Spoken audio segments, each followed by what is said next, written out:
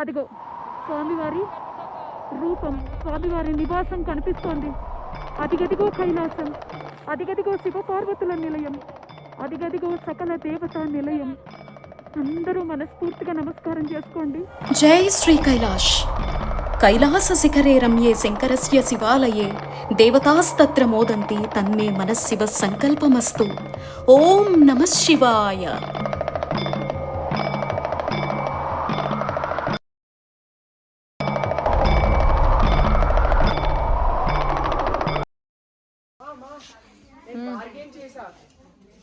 No colors? There is no color. మీకు దండం వదిలేనని చెప్తాడు. ఎందుకని కలర్స్ లేవు.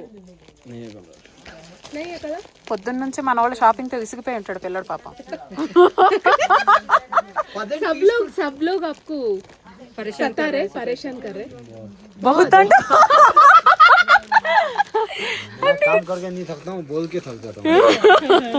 ఏమంటక్క పని చేసిన అంతే తలసిపోలేదట, మనతో మాట్లాడాలి. ఇదెంత ఏం కొనుక్కోవట్లేదు అందరూ. పని చేయడం అంటే ఇష్టం నాకు, కానీ చెప్పడానికి खेल है. ठीक है, काम तो मेरा खेल जैसा लगता है. अरे तो दही बनाता है. आप बहुत अच्छे हिंदी बोलते हो. आपसे भी ज्यादा बोलता, अच्छा बोलता हूँ.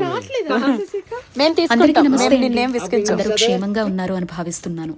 మన కైలాస మానస సరోవర యాత్ర 2026కి సంబంధించి నేను పెడుతున్న వీడియోస్కి రెగ్యులర్గా ఫాలో అయ్యే ఆ కొద్ది మందైనా ఇస్తున్నటువంటి రెస్పాన్స్కి అయితే సదా మీ అందరికీ రుణపడి ఉంటాను. ఎంత చక్కని కామెంట్స్ పెడుతున్నారో నా మనసు నిండిపోతోందండి. సో ఇవాళ మనం రాక్షస్థల్, రావణాసురుడు తపస్సు చేసినటువంటి ప్రాంతం అనమాట. మనం అందరం వినే ఉంటాము, ఆయన కైలాస పర్వతాన్నే పెకిలించాడు కోపము అహంకారంతో అని చెప్పేసి. సో ఆ ప్లేస్కి వెళ్ళబోతున్నాము. దానికన్నా ముందు మీరంతా నాతో ప్రయాణం మళ్ళీ చేస్తున్నారు కాబట్టి సో బ్రీఫ్గా అసలు ఈరోజు ఏం జరగబోతోంది, ఎంత జాగ్రత్త తీసుకోవాలి, అసలు సిచ్యువేషన్ ఏంటి అనేది వివరించి తర్వాత రాక్షస్థల్ అనేటువంటి ప్రాంతానికి మనం వెళ్ళబోతున్నాం అనమాట. సో దీనికి ముందర ఇదంతా మీకు చూపించడానికి రీజన్ ఏంటంటే మన లాస్ట్ వీడియో షాపింగ్తో ఎండ్ అయింది. సో అప్పటికే పెద్దదైపోయిందని చెప్పి క్లోజ్ చేసేసాను. మేము మళ్ళీ తట్లకోట్లో మా హోటల్ చూపించాను కదా, అక్కడ పైకి వెళ్ళిపోయే ముందర గ్లౌజెస్ కొనుక్కుందామని చెప్పి అక్కడ ఒక చిన్న సూపర్ మార్కెట్ ఉంటే లోపల దూరా. సరే చైనా వస్తువులు డిఫరెంట్గా ఉన్నాయి కదా, మీకు చూపించినట్టు అవుతుంది. అసలు ఆ పూట ఈ పూట వాళ్ళు పెట్టినటువంటి బ్రేక్ఫాస్టు, భోజనము, డిన్నర్ తప్ప మనం ఏమీ తిన్నది లేదనమాట. సరే ఫ్రూట్స్ కానీ డ్రై ఫ్రూట్స్ కానీ దొరుకుతాయేమో అని చెప్పేసి ఇందులో దూరం. ఏమీ కనపడలేదండి, బట్ వస్తువులు మాత్రం చాలా సూపర్గా ఉంటాయి. సరే మన సూపర్ మార్కెట్స్ లాగే ఉన్నాయి, కొంచెం డిఫరెంట్గా ఉంటాయి. షూట్ చేస్తే మీరు కూడా చూస్తారు, నేను కూడా మీకు విషయం చెప్పడానికి ఈ విజువల్స్ అనేవి ఉపయోగపడతాయి కదా అనేటువంటి ఉద్దేశంతో సో షాపింగ్ది ఎండింగ్ అనమాట. దీని తర్వాత మనం డిన్నర్కి వెళ్ళాం, పడుకున్నాం, మళ్ళీ పొద్దున్న లేచాము. ఈరోజు మనం రాక్షస్థల్ అనేటువంటి ప్లేస్కి వెళ్ళి ఆ తర్వాత మానస సరోవరంకి వెళ్ళబోతున్నాం అనమాట. సో మీరు నాతో పాటు యాజ్ ఇట్ ఈస్గా జర్నీ చేస్తున్నటువంటి ఫీల్ కలగాలన్నా, భవిష్యత్తులో ఎవరైనా మానస సరోవరంకి ప్లాన్ చేసుకున్నా నేను చెప్పేటువంటి బ్రీఫింగ్ చాలా చాలా ఉపయోగపడుతుందండి. కాబట్టి ప్రతిదీ కూడా కాస్త నేను ఏదన్నా మాట్లాడుతున్నట్టు కనిపించేవి మీ పని చేసుకుంటూ వినండి.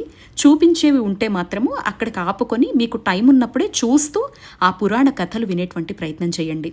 ఆ రాక్షస్థల్ అనేటువంటి ప్లేస్కి సంబంధించి డీటెయిల్డ్గా పురాణ కథతో సహా మీకు చూపించే ప్రయత్నం చేస్తాను. అక్కడ తీసుకోవాల్సినటువంటి జాగ్రత్తలు కూడా తెలియజేస్తాను. అంతకన్నా ముందు ఇదిగో డిన్నర్ అనమాట. మ్యాక్సిమం మీరు చూసారు కదా, ద్రవాహారాలే ఎక్కువగా కనిపిస్తాయి. మనం ఎత్తుకు వెళ్లే కొద్దీ, ఆక్సిజన్ లెవెల్ తగ్గే కొద్దీ మన శరీరం తట్టుకునేటువంటి ఆహారమే మనకు కనిపిస్తూ ఉంటుందన్నమాట. మీకు నచ్చకపోతే మీతో తెచ్చుకున్నటువంటి పొళ్ళు అలాంటివి ఏమన్నా ఉంటే చక్కగా చపాతీ ఉంటుంది, తినేయచ్చు. సో ఇది నైట్ డిన్నర్ మెన్యూ. సో పడుకున్న తర్వాత మార్నింగ్ స్నానం చేసుకొని ఫ్రెష్ అప్ అయిపోయాము. పదండి స్టార్ట్ అవుదాం. Hello, good morning. ఇవాళ డే 4 or 5 మర్చిపోయాను, కానీ మానస సరోవరంకి మాత్రం స్టార్ట్ అయ్యి వెళ్తున్నాం అనమాట. అదిగో పాత్ ఆఫ్ సోల్ అని పిలుస్తారు వాళ్ళు. వాళ్ళకు కూడా ఇక్కడ ఫోటోలు ఇలాగే ఉంటాయి.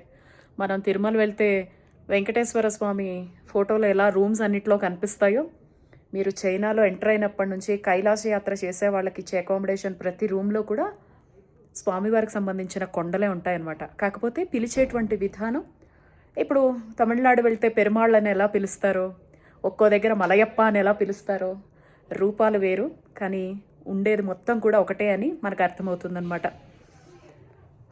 ఇప్పుడు టైం వచ్చేసి 8:30 అవుతోంది. ఇదిగో రూమ్ అంతా వెకేట్ చేయబోతున్నాం అనమాట. మా వాడు స్నానం చేసేసి చక్కగా పడుకుండిపోయాడు. సో మీకు కొన్ని చూపిస్తూ మాట్లాడతాను చూడండి. ఇప్పుడు ఇంకా జాకెట్స్ కానీ మా బ్యాగ్స్ కానీ రెడీగా పెట్టుకున్నాం. బయట క్లైమేట్ చూపిస్తాను చూడండి. 8:30 అయింది. నాకు తెలిసి 7:30 to 8 మధ్యలో అనమాట వెలుతురు వచ్చింది. రాత్రి 10-10:30 అవుతుంది చీకటి పడడానికి.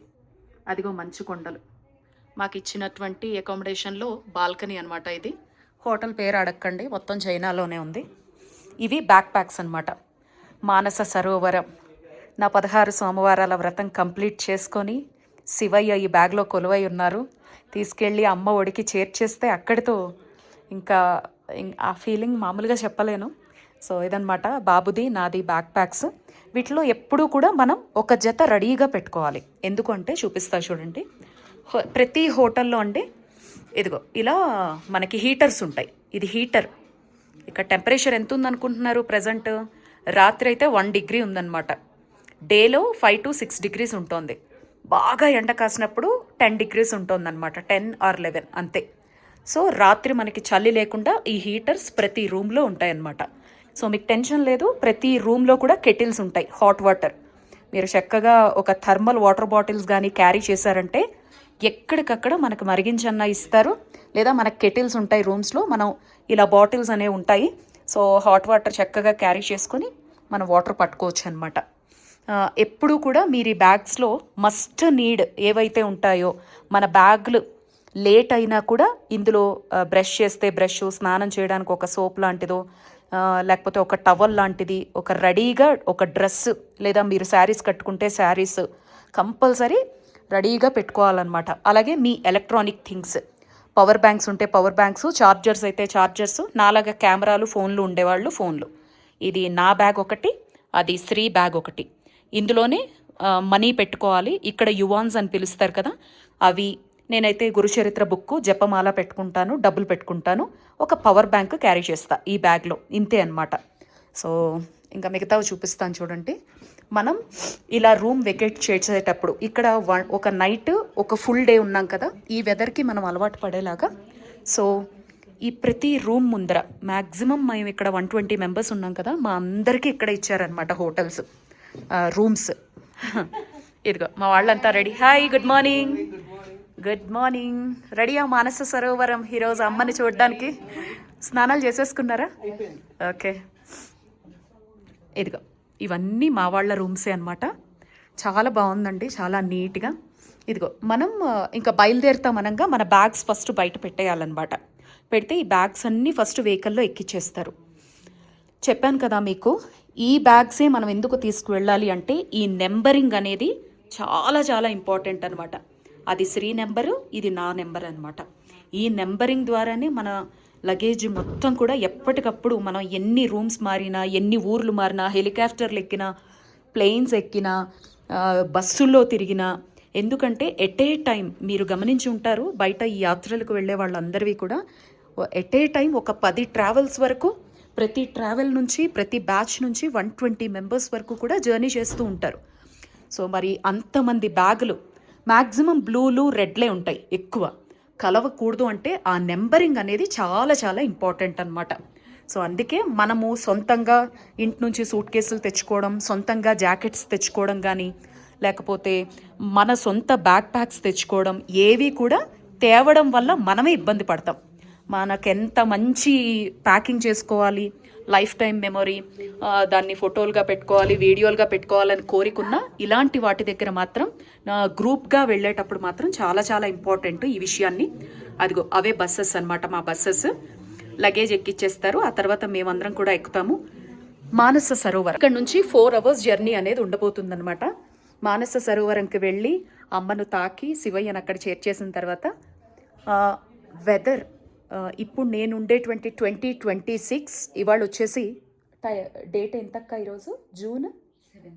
జూన్ 7th ఇవాళ 2026 జూన్ 7th నాడు ఈ వీడియో చేస్తున్నానండి.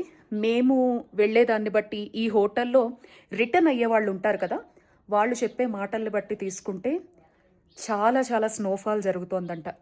అందుకే అంటారు ఏది కూడా మన చేతుల్లో ఉండదు, టోటల్ అంతా శివయ్య అనుగ్రహం మీదే ఆధారపడి ఉంటుంది అని చెప్పేసి. మేము ఈ మానస సరోవరం పరిక్రమ చేయాలి. బస్లోనే చేస్తాం. ఆల్మోస్ట్ 100 to 120 కిలోమీటర్స్ ఉంటుందిట. బస్లోనే మనం తాకిన తర్వాత పరిక్రమలాగా అంటే చుట్టూ ప్రదక్షిణలాగా చేపిస్తారనమాట. దానికి 4 hours టైం పడుతుంది. ఆ తర్వాత మానస సరోవర్లోనే లేదంటే అక్కడ దగ్గరలో డార్చన్ అనే ప్లేస్లో స్టేయింగ్ అనేది ఇస్తారనమాట. సో ఈ పరిక్రమ అనేది వెదర్ని బట్టి బేస్ అయి ఉంటుంది. ఇప్పుడు మొన్న ఈ హోటల్స్లో మిగతా ట్రావెల్స్ వాళ్ళు కనిపిస్తూ ఉంటారు కదా, వాళ్ళని అడుగుతున్నప్పుడు చాలామంది చెప్తున్నటువంటి మాట, అస్సలు స్నోఫాల్ విపరీతంగా ఉంది, పరిక్రమకి కూడా అలౌ చేయడం లేదు అని చెప్పేసి. స్నోఫాల్ కానీ హెవీగా ఉంటే మనకి పరిక్రమకి కూడా గవర్నమెంట్ అనేది అలౌ చేయదన్నమాట ఎవరిని. ఆల్మోస్ట్ మనకి పైన మోకాల వరకు రెండో పరిక్రమ చలి అనేది ఉంది. సో మొదటిది కూడా కొంతమంది మాత్రమే చేయగలుగుతున్నారు అని. లోకల్స్ని ఎలాగైనా వదిలేస్తారు. ఇతర దేశాల నుంచి వచ్చే వాళ్ళం మనం ఈ చలిని ఈ స్నోని తట్టుకోలేం. కాబట్టి ఇవన్నీ భయపెట్టాలని చెప్పే మాటలు కాదు, మనల్ని మనం ఎలా ప్రిపేర్ చేసుకోవాలి అనేటువంటి విషయాన్ని మీతో షేర్ చేసుకుంటున్నాను. ఇక్కడి వరకు వచ్చాము, ఇన్ని లక్షలు పోసాము, సో జరగకపోతే ఎలా, ఒకరోజు వెయిట్ చేద్దాం అనడానికి కూడా ఉండదు. మనం ఎలా అయితే వెయిట్ చేయడానికైనా కూడా ఎన్ని రోజులు మీరు వెయిట్ చేయాలనుకుంటే అన్ని రోజులు ఎక్స్ట్రా డబ్బులు అనేది మీరే పెట్టుకోవాలని చెప్పి ట్రావెల్స్ వాళ్ళు చెప్తారు. అండ్ మన ఒక్కరి కోసం మిగతా వాళ్ళు ఆగరు. అండ్ ఇక్కడ ఉండేటువంటి క్లైమేట్ని మనం అస్సలు తట్టుకోలేమన్నమాట. ఒక్కొక్క రోజు గడిచే కొద్దీ హాస్పిటల్స్లో ఇక్కడ తీసుకుంటే గనక 100ల్లో వచ్చేస్తున్నారు. హాస్పిటల్స్కి ముందే ఇక్కడికి ఎంటర్ అయినప్పుడే చాలామంది సిక్ అయిపోతున్నారనమాట.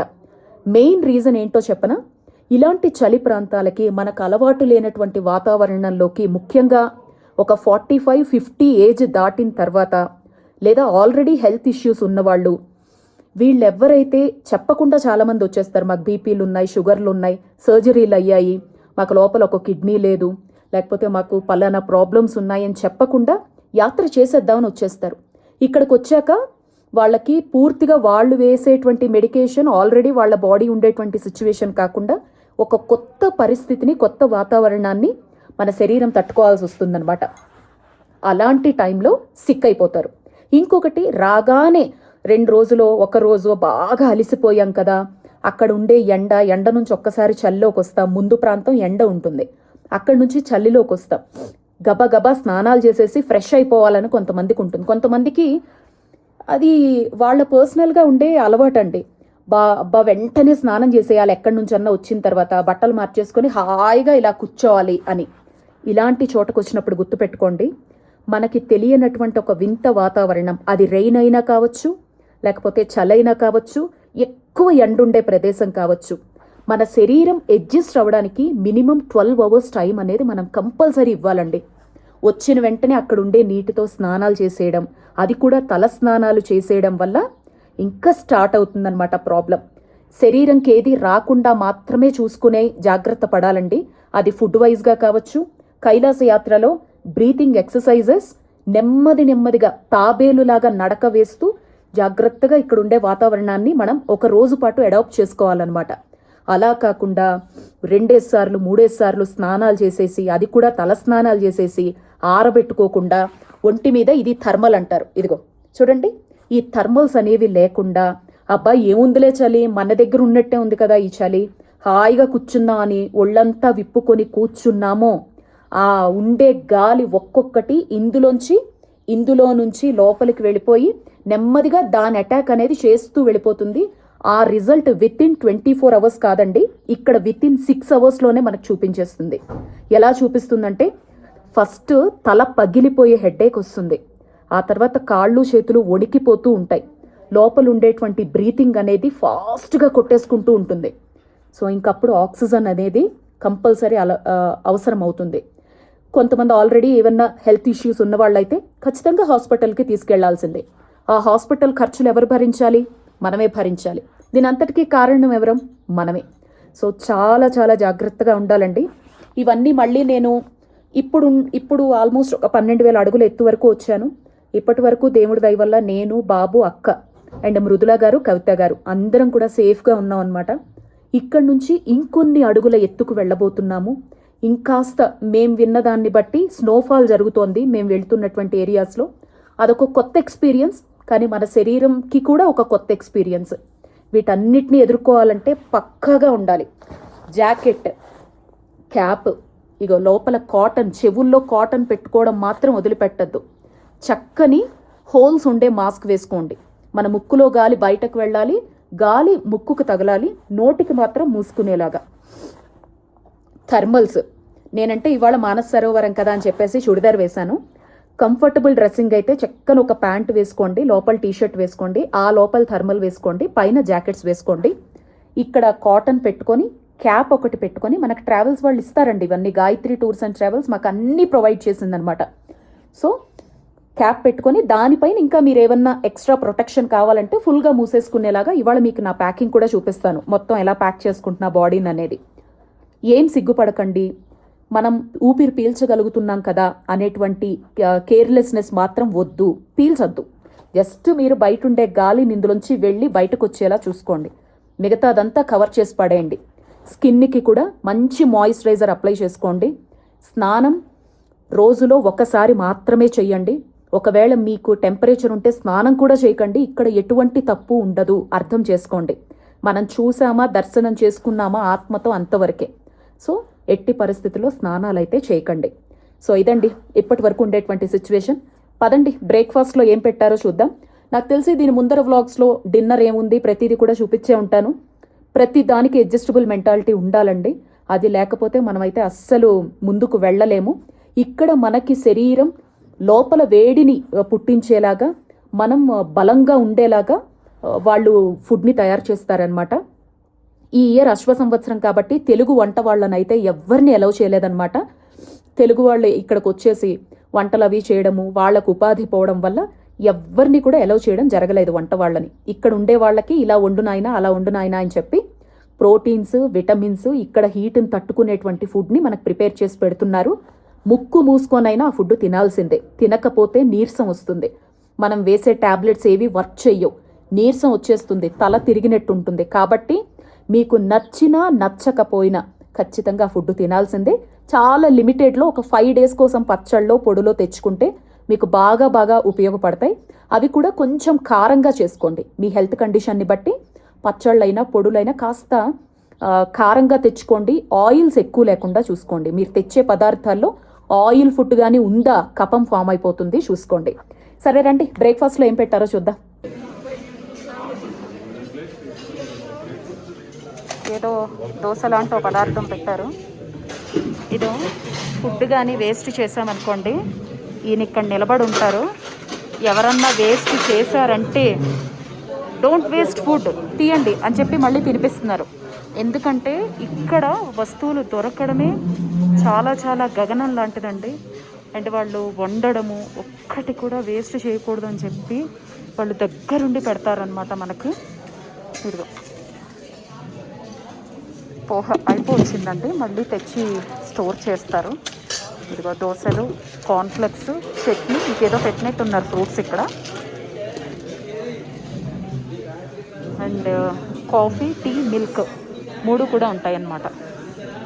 ఇదిగోండి మానస సరోవరంకి స్టార్ట్ అయ్యాం. మీకు బ్రేక్ఫాస్ట్ చూపించాను కదా. ఆల్మోస్ట్ మార్నింగ్ 10-10:30 మధ్యలో అవుతుంది ఇక్కడ.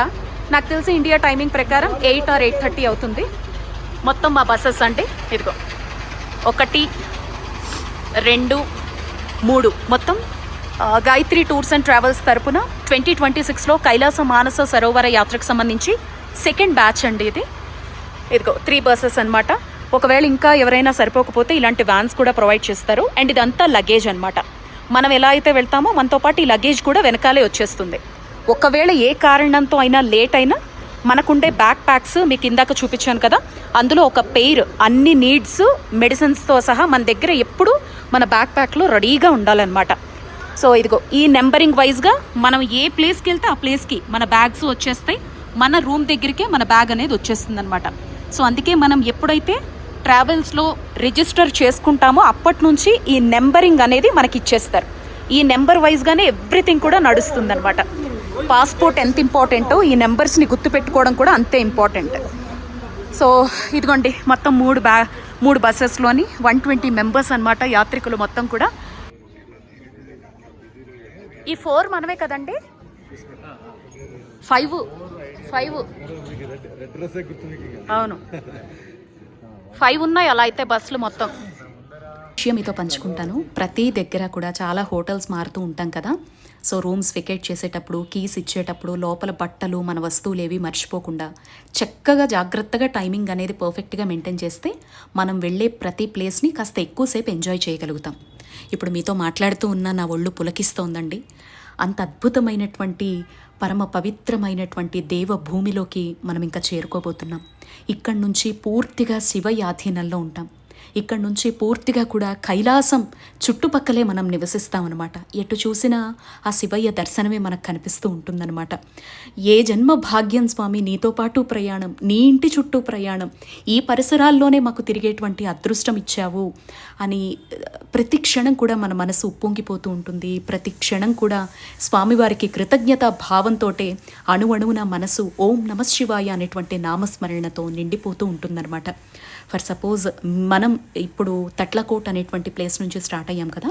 ఇక్కడ నుంచి జస్ట్ ఒక 30 to 40 మినిట్స్ జర్నీ చేయంగానే మానస సరోవరం కంటే ముందరే మనకి రాక్షస్ స్థల్, రావణ్ స్థల్ అని చెప్పి పిలుస్తారు, రాక్షస్ ఘాల్ అని చెప్పి పిలుస్తారు, రాక్షస్ తట్ అని చెప్పి పిలుస్తారు. ఇన్ని రకాలుగా చైనా భాష నుంచి స్టార్ట్ చేస్తే టిబెటియన్స్ ఇలా ఒక్కొక్కరు ఒక్కో విధంగా పిలుచుకునేటువంటి ప్లేస్ అండి.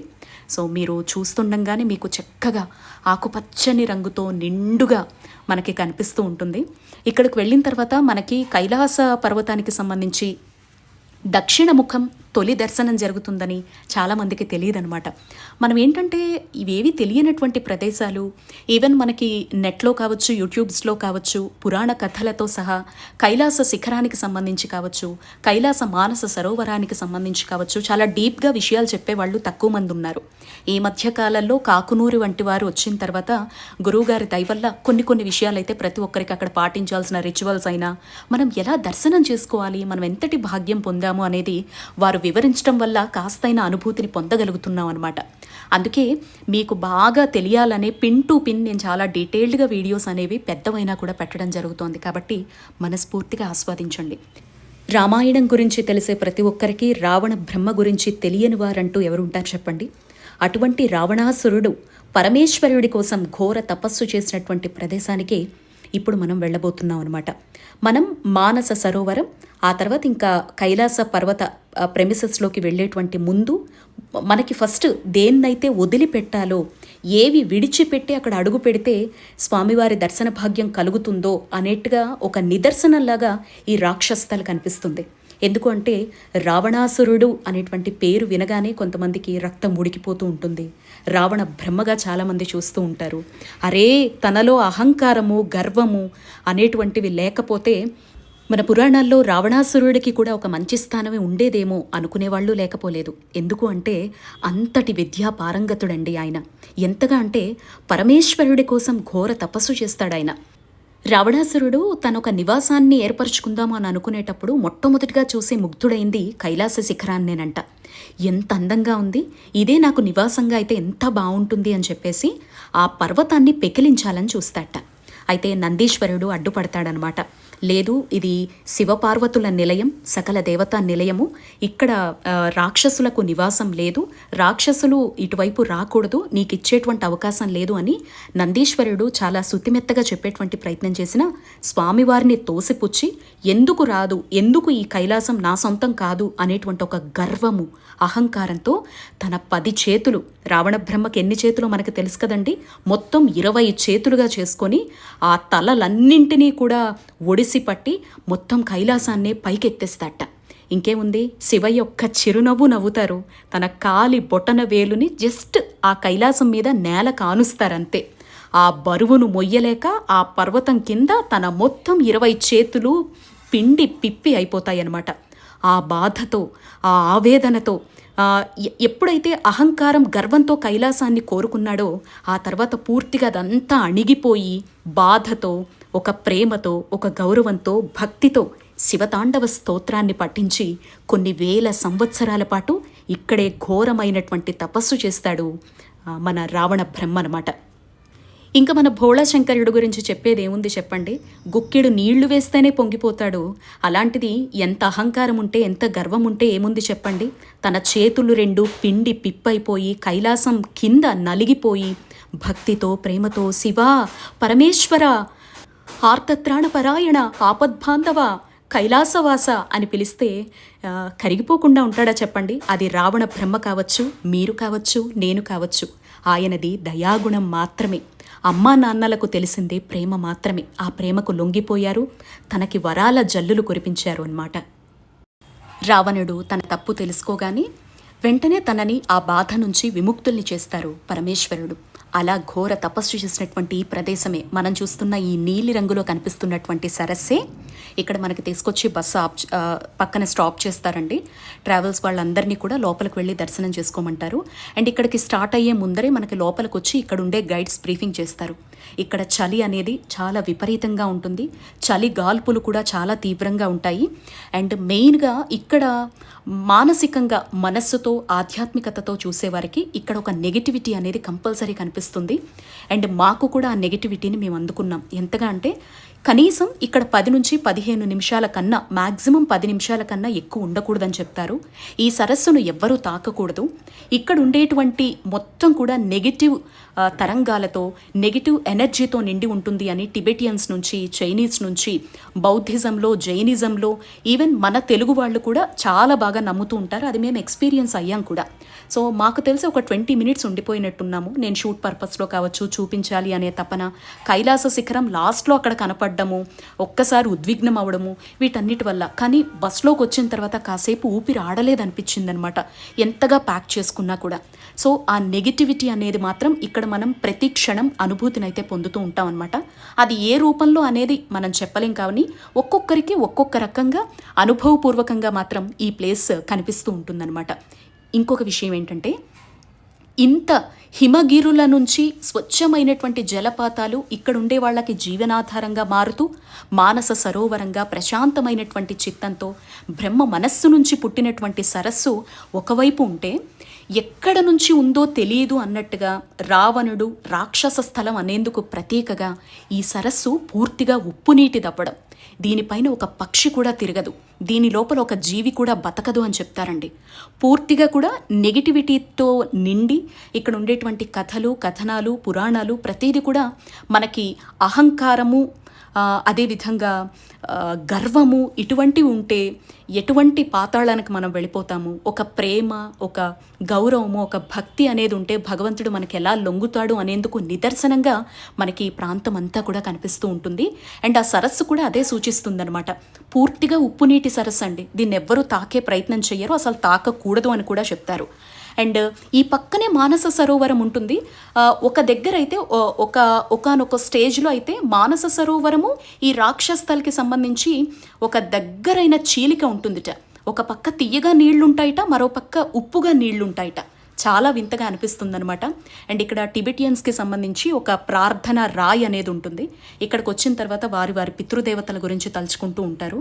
అండ్ మనలో ఎటువంటి నెగిటివిటీస్ ఉన్నా, మన జీవితంలో వ్యతిరేక శక్తులు మనల్ని పట్టి పీడిస్తున్నాయని అనిపించిన ఇక్కడికి వచ్చి కైలాస శిఖర దక్షిణ ముఖం వైపు చూస్తూ స్వామివారిని మనస్ఫూర్తిగా దండం పెట్టుకొని, స్వామి ఈ రావణాసురుడు ఏ అహంకారము, ఎటువంటి గర్వము, ఎటువంటి కోపము, తానే గొప్ప అనేటువంటి వాటితో నిన్ను పొందాలి అనేటువంటి ప్రయత్నం చేశాడో అటువంటివి ఏవి కూడా మా జీవితంలో రానివ్వకుండా మా జీవితం అంతా కూడా ప్రేమ, శాంతి, ఒకరికి ఉపకారం చేసేటువంటి గుణము, ఎప్పుడూ కూడా సాత్వికంగా జీవనం సాగిపోయే విధంగా మమ్మల్ని కాపాడు, మా గుణాల్ని తీర్చిదిద్దు, మమ్మల్ని ఎప్పుడూ ప్రశాంతమైనటువంటి చిత్తంతో నీయందు భక్తి శ్రద్ధలతో ఉండే విధంగానే ఒకరికి ఎప్పుడూ సహాయకారిగా ఉండేలాగా ఈ జీవితాన్ని మలచు స్వామి అని కోరుకుంటే తప్పకుండా కైలాస శిఖరం వైపు చూసి దక్షిణ ముఖాన్ని దండం పెట్టుకుంటే అపమృత్యు భయాలన్నీ తొలగిపోయి స్వామివారి నిండైన కరుణా కటాక్షాలు అందరికీ ప్రాప్తిస్తాయి అని చెప్పి ఇక్కడ చెప్పబడుతోందండి. చాలామంది ఇక్కడ ఆగుతారు చూడండి, అసలు కనీసం అలలు కూడా కదులుతున్నాయా అన్నట్టుగా ఉంటుందండి. అండ్ మేము ఫస్ట్ టైం ఇక్కడ చూసినప్పుడు ఇక్కడ అసలు కైలాసముఖ దర్శనం జరుగుతుందని కూడా ఎవరికీ తెలియదనమాట. ఎవరూ చెప్పింది కూడా లేదు. ఒకరి తర్వాత ఒకరు చూడగానే ఒక్కసారిగా స్వామివారి 3వ నేత్రంతో కనిపించే దక్షిణముఖ దర్శనం జరగగానే ఇంకప్పుడు లోపల గూస్ బంప్స్ అనేవి స్టార్ట్ అవుతాయి అన్నమాట. ఇక్కడ కూడా మీరు ఫుల్ ప్యాకింగ్ చేసుకోండి, చాలా చల్లగాలులు ఉంటాయండి. సో నేను గ్లాసెస్ అవి కూడా పెట్టుకున్నా లోపలికి చలి వెళ్ళిపోయింది. మీకు షూట్ చేయాలి అని అనుకునేటప్పుడు ఒక గ్లౌజ్ చేతికి తీయాల్సి వస్తుంది. చేతులు వంకర్లు పోయి ఆక్సిజన్ లెవెల్ చాలా ఒక్కసారిగా పడిపోయినట్టుగా అనిపించింది అనమాట నాకు. ఆ తర్వాత మళ్ళీ లోపలికి వెళ్ళి డయోమాక్స్ ట్యాబ్లెట్ అనేది ఇక్కడి నుంచి స్టార్ట్ చేశాను అనమాట నేను. సో ఇక్కడ నుంచి రోజుకొక ట్యాబ్లెట్ వేసుకుంటూ ఉంటే ఆ సిమ్టమ్స్ అనేవి కనపడకుండా ఉన్నాయన్నమాట. అందుకే మీకు నేను ముందుగా బ్రీఫింగ్ కూడా ఇవ్వడం జరిగింది. అండ్ ఎవరైనా రాక్షస్థల దగ్గరకు వస్తే గనక స్వామివారి కైలాస శిఖరాన్ని దండం పెట్టుకోండి. రావణుడి గుణాలు ఏవైతే ఉన్నాయో అటువంటివి ఎప్పుడూ కూడా మన జీవితంలోకి రాకూడదు అనేటువంటి ప్రార్థన చేసుకోండి. అండ్ ఎందుకు ఇది ఒక జీవి కూడా తిరగనటువంటి, ఒక పక్షి కూడా ఎగరనటువంటి ఒక నెగిటివ్ శక్తిగా మిగిలిపోయిందో మన నోటికి కావచ్చు, మన మనస్సుకి కావచ్చు, మన ప్రవర్తనకు కావచ్చు ఒక బెస్ట్ ఎగ్జాంపుల్గా వీటన్నిటిని మనం తీసుకోవచ్చండి. సకల దేవతలు నివసించే చోటే రాక్షసులు కూడా నివసిస్తూ, సో రాక్షసులకు ఎటువంటి స్థానం అనేది కనిపిస్తోంది? పరమ పవిత్రమైనటువంటి పక్కనే ప్రవహించే మానస సరోవరాన్ని తాకాలి, స్పృశించాలి. ఆ తల్లి స్పర్శతోటే మన సకల పాపాలు తొలగిపోతాయి అనేటువంటి తపన, స్వామివారి కనుచూపు దర్శనంతోనే మన జన్మ ధన్యమవుతుంది అనేటువంటి భావన ఎటువంటి మానసిక ఆనందాన్ని ఇస్తుంది. ఈ రెండిటినీ ఇక్కడే మనం బేరీజ్ వేసుకుంటూ కైలాస శిఖర దర్శనానికైతే మనం అడుగు చక్కగా ముందుకు వేయొచ్చండి. కాబట్టి మనం వెళ్ళే ప్రతి చోటు చూస్తున్న ప్రతిదీ కూడా దేవతలు సరిసమానంగా రాక్షసులు కూడా దేవతల కోసం ప్రార్థనలు చేసి ఆ పరమశివుడి మెప్పు కోసం, ఆయన కటాక్షం కోసం పరితపించినటువంటి పుణ్యస్థలాలే కదా ఇవన్నీ అనేటువంటి భావనలు అనుక్షణం ఉండాలన్నమాట. సో ఇక్కడ నుంచి మళ్ళీ ఇంకొక 2 hours అనుకుంటామండి జర్నీ చేసాము దగ్గరగా. సో జర్నీ చేసిన తర్వాత మానస సరోవరంకి వెళ్ళిపోయామన్నమాట. సో నెక్స్ట్ ఫర్దర్గా వచ్చేటువంటి వ్లాగ్స్లో మానస సరోవరంకి వెళ్ళిన తర్వాత అక్కడ మాకు ఇచ్చినటువంటి రూమ్స్ కావచ్చు, అకామిడేషన్ కావచ్చు, మనం ఎత్తుకు వెళ్ళే కొద్దీ, ఒక్కొక్క ప్రదేశానికి వెళ్ళే కొద్దీ అక్కడ తగ్గట్టుగా ఎలా అడ్జస్ట్ కావాల్సి ఉంటుంది, అక్కడ సిచ్యువేషన్స్ ఎలా ఉంటాయి, మనం చూడదగ్గవే ఉన్నాయి. ముఖ్యంగా మానస సరోవరంలో దైవాన్ని నమ్మే వాళ్ళందరికీ నక్షత్ర రూపంలో భగవంతుడి దర్శనం జరుగుతుంది అని విన్నాం కదా. 27 నక్షత్రాల దర్శనం జరిగిందండి. వాటన్నింటినీ నెక్స్ట్ వ్లాగ్లో మీ అందరికీ చూపిస్తాను. మీరందరూ ఇదే ఆదరాభిమానాలు చూపించాలి అని మనస్ఫూర్తిగా కోరుకుంటున్నానండి. నేను చూపించే వీడియోస్ వేట్లో కూడా వ్యాపార దృక్కోణం అనేది లేదు. మేము కష్టపడి డబ్బులు కట్టి నేను బాబు వెళ్ళాము. ఈ విషయాన్ని వ్లాగ్స్ ముందు నుంచి చెప్తున్న అందరికీ తెలుసు. అలాగే ప్రతి ఏడాది నేను వెళ్ళే ప్రతి పుణ్యక్షేత్రానికి సంబంధించి వెళ్ళేటువంటి క్యాబ్ డ్రైవర్తో సహా, అక్కడ ఉండే పండితులతో సహా అందరి నెంబర్స్ నేను ఎప్పుడూ ప్రొవైడ్ చేస్తాను. ఎందులో కూడా ఎక్కడా వ్యాపార కోణం ఉండదు అనేటువంటి ఉద్దేశం మీ అందరికీ తెలుసు.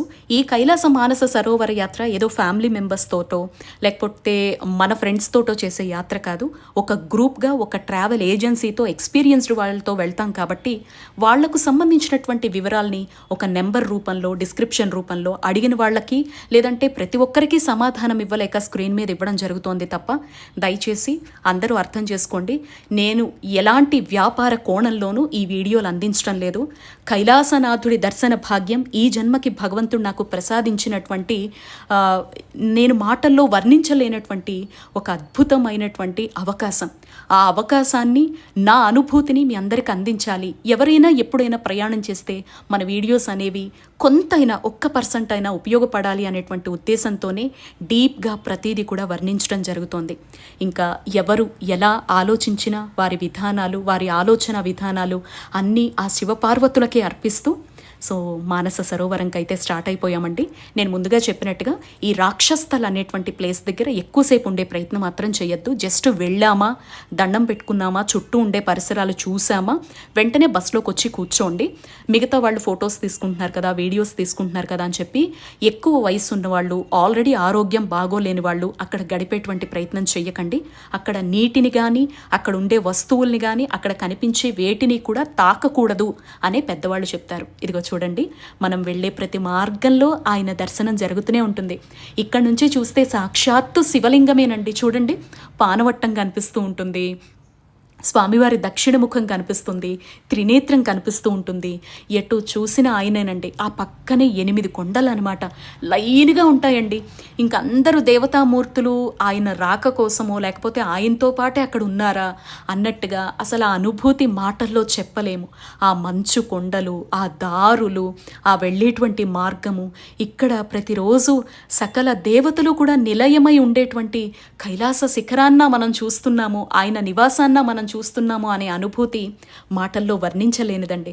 అటువంటి అద్భుతమైన శివపార్వతుల దర్శనం నెక్స్ట్ వీడియోలో మీ అందరికీ చేయిస్తానండి. సో తప్పకుండా తర్వాత వీడియో కోసం ఎదురు చూస్తారు అని, మీ విలువైన ఆశీర్వచనాలన్నీ కూడా కామెంట్స్ రూపంలో నాకు అందిస్తారు అని కోరుకుంటూ, జై శ్రీ కైలాష్.